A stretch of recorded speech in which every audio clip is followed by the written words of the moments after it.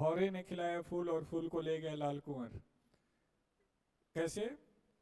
कई बार किसी की शादी हो रही होती है तो कुछ लोग रो रहे होते हैं, और उसमें वो खास रो रहा होता है जिसने थोड़ा बहुत मेहनत किया होता है ना? तो वहाँ क्या है कि मेहनत मैंने किया, शादी किसी और से हो रही है, तो वहाँ क्या है, फायदे में कोई और है, कीमत किसी और ने चुकाया। जैसे आप तैयारी करते, ये मान लो कोएड गुरुकुल होता, तो आप एक दूसरे को पसंद करने लगते। तो कोई लड़की पढ़ने लिखने में ठीक होती तो उसके लिए नोट्स प्रिंट करके लाते, ये उसके लिए कॉपी बना के लाते, ये उसके लिए और भी बहुत कुछ लेके आते। लेकिन वो समझदार है, वो किसी को हाँ नहीं करती। अब जब नौकरी लग जाती तो चारों को थप्पड़ मार के पांचवे शादी कर लेती। तो ये जो चारों की फीलिंग है वो क्या है? Real cost.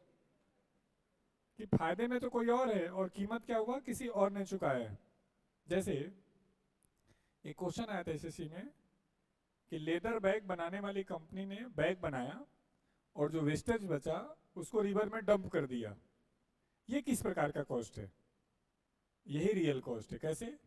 जिसने बैग बनाया है उस बैग को किसी ने परचेज कर लिया तो उनको पैसा मिल गया, तो उनका कॉस्ट क्या हो गया? फुलफिल हो गया। जिसने बैग को परचेज किया है उसने बैग को यूज कर लिया तो उसका भी कॉस्ट क्या हो गया? फुलफिल हो गया। लेकिन जो रिवर में डंप किया गया है, तो सोसाइटी का कहना है कि हमें क्या मिला? फायदे में आप रहे, फायदे में आप रहे, पोल्यूशन हमें मिल गया। तो रियल कॉस्ट तो हमने बियर किया है। समझ पा रहे हैं क्या? जैसे जब आपके घर में शादी हो और आप रात को 3 बजे तक डीजे बजा रहे हो, 4 बजे तक, पड़ोसी आके भाई साहब माफ कर दो, सो लेने दो, कहने हमारे तो घर में शादी, हम तो बजाएंगे। तो भैया हमने कौन सी गुनाह कर दिया है? आपके घर में शादी है, आप नाचो, हमें सो लेने दो। नहीं, आपके घर में शादी हो, मान लो मेरा घर संयोग से मैरिज हॉल के बगल में है, तो मैं तो नाच लिया फिर तो इसके लिए कोर्ट ने क्या कहा कि भाई 11 बजे तक बजा लो। अब जैसे गर्ल्स कैंपस है हमारा समालका का, तो किसी दिन, अभी शायद राखी के एक दिन पहले हम बजा रहे थे डीजे ओजे, तो 1-2 बज गया होगा। तो 2-3 मेहनती लोग 100 नंबर पे कॉल कर दिए, 100 नंबर वाला आ गया। उन्हें आगे बोला कि यहाँ डीजे बजा रहे हो, क्या चल रहा है? हमने कहा जी कुछ नहीं, बच्चों का राखी है, ये पढ़ती हैं, और कोई ऐसा कुछ नहीं है। पुलिस वाला समझ गया। फिर वो 2-3 लोग वो लोग आ गए जिन्होंने कंप्लेन किया था। पुलिस वाले ने हरियाणवी में ढंग से गाली दे दी, कहा चुपचाप भाग जाना, तुम पे केस और डालेंगे। उन्होंने कहा हम देख लेंगे, कहा जो कर हम कर लेंगे। अब लॉजिकल क्या है पता नहीं, लेकिन किसी की हिम्मत तो नहीं होनी चाहिए ना कि बच्चियां नाच रही हैं तो आके तुम डिस्टर्ब करोगे। अभी करें ऐसे थोड़ी ना होता है, उनको भी 11 बजे सोना चाहिए। हम डेली बजा रहे हैं क्या? साल में 1-2 दिन बजा लिए। तो वो उन लोगों ने जो बियर किया वो क्या है? रियल कॉस्ट है। तो कई बार हमें थोड़ा सा स्ट्रिक्ट भी होना पड़ता है, समझो। अब मान लो तुम नाच रहे हो, कोई आगे पड़ोस से कह बंद करो, अरे भैया एक दिन बात है, हाँ डेली डेली करो तो चलो हमें भी समझ में आता है।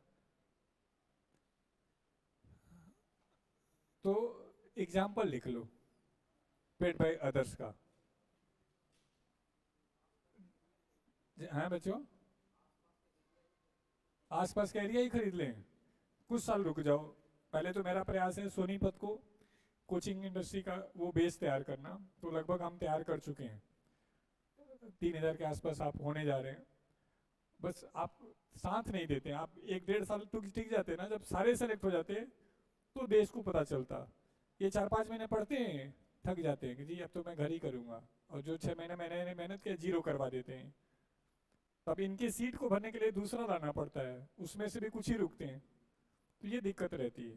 नहीं तो सोच के देखो, कोई 14 घंटे 14 महीने पढ़ ले तो उसका नौकरी को रोक लेगा? नहीं, इम्पॉसिबल है। लेकिन 14 घंटे 14 महीने सबके बस का है भी तो नहीं। जैसे सिलेक्शन बैच में ड्रॉप आउट रेशियो कम रहता है, क्यों? वहाँ टेस्ट लेके एडमिशन लेते हैं। यहाँ की अब तुम्हें रही जब बैच आया हो तो याद करो कितने रहे होंगे, अब कितने बचे हैं, वही है रिजल्ट का। और लास्ट तक कितने बचेंगे, और उसके बाद उनमें से कितने सिलेक्शन बैच में जाएंगे, और उसमें से कितने रुकेंगे, तो वो रिजल्ट होंगे। तो ये तो बहुत छोटी चीज कह रहे हो। एलन पूरा शहर खरीद लिया, खुद का क्या बना दिया, बिजली बोर्ड। सरकार को पैसा एक्स्ट्रा पे करके कि कोटा शहर का बिजली नहीं जाना चाहिए, हमारे बच्चे पढ़ते हैं।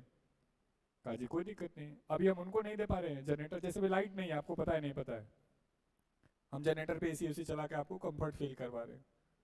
लेकिन 2 साल पहले हम नहीं करा पाते थे, हम छोटा जनरेटर रखते थे, कई बार हम जनरेटर ही नहीं रख पाते थे। हमारे पास एक कैंपस हुआ करता था ओक्टागन, उस बिल्डिंग का 8 ओक्टागन के शेप में था, दुनिया की सबसे वाहियात बिल्डिंग। कोई गेट सही नहीं था, कोई दीवार सीधा नहीं था, आंधी में अलग परेशान, गर्मी में अलग परेशान, बारिश में अलग परेशान, और उस पूरे कैंपस में बिजली ही नहीं था। हमें झूठ बोल करके कि 10 दिन में बिजली लगवा देंगे। 4 जनरेटर रखे थे हम। जब लाइब्रेरी में चलाए तो रूम में नहीं चल पाए, रूम में चलाए तो लाइब्रेरी में ना चल पाए। और ऐसी स्थिति भी रही, कई बार डीजल खत्म हो गया, हमारे पास पैसा नहीं कि हम डीजल भरवा पाए। बच्चे कह रहे हैं डीजल जनरेटर चला दो, हम कह रहे हैं कि अभी रात को पेट्रोल पंप बंद है इसलिए नहीं चला पा रहे। बच्चा ये कौन सा जगह पेट्रोल पंप है, तो धीरे धीरे कर लेंगे वो भी।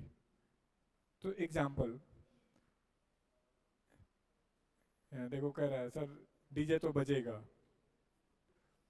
एग्जाम्पल में कल्चरल लॉस, जो मॉल में बड़ी बड़ी दुकानें खोली गई हैं वो कमाने के लिए थोड़ी ना खोली गई हैं, ब्लैक वाइट करने के लिए।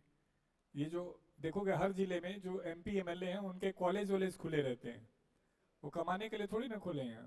वो जो लूट रहा है वो दिखा रहा है कॉलेज से कमा रहा हूँ। जब तुम ऑफिसर बन जाओगे तो तुम्हारे पापा बहुत सारा पैसा कमाने लगेंगे, कहाँ से, खेती से, लेकिन रिकॉर्ड में पता चले खेत तो नहीं है। कहा जी उससे क्या, हमारा मेहनत ज्यादा कर रहे हैं हम। तो ये इत्यादि। तो संक कॉस्ट, हाँ है,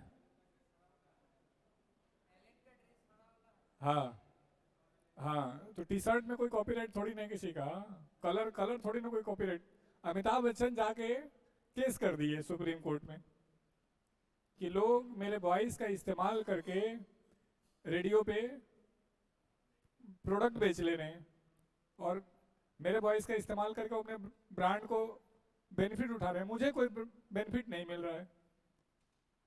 तो ऐसा करिए मेरे वॉइस को कॉपीराइट कर दीजिए, पेटेंट कर दीजिए। सुप्रीम कोर्ट ने कहा कि चलो तो ठीक है, कल तुम्हारे आवाज का कोई बच्चा पैदा हो जाएगा तो उसका क्या गूंगा रख देंगे। तो कहा कॉपीराइट पेटेंट उसी बात का मिलेगा जो नेचुरल नहीं है, जो आपने क्रिएट किया है। तो इसीलिए आवाज का कॉपीराइट नहीं मिल पाया। तो किसी का टी शर्ट इस कलर का, तो टी शर्ट को थोड़ी ना पेटेंट है, हाँ? नहीं नहीं, इसमें कोई रिसर्च करके नहीं उन्होंने बनाया हुआ है।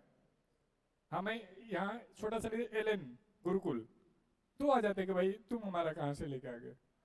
और दूसरा वो कुछ बोलेंगे तो हम हाथ जोड़ेंगे, भाई भाई हम कलर चेंज कर दे रहे हैं, हमें क्या दिक्कत है तुम्हारे। मुझे तो ग्रीन कलर लाना था क्योंकि ग्रीन एनर्जी का प्रतीक है। अभी पीस में आपको नहीं फील होता होगा लेकिन उसका फायदा हो रहा है आपको ग्रीन से।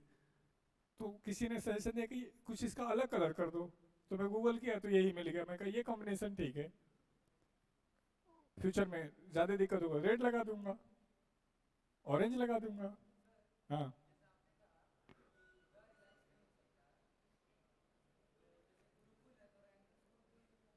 गुरुकुल किसी का कॉपीराइट नहीं है ना, श्योर 60 गुरुकुल कॉपीराइट है।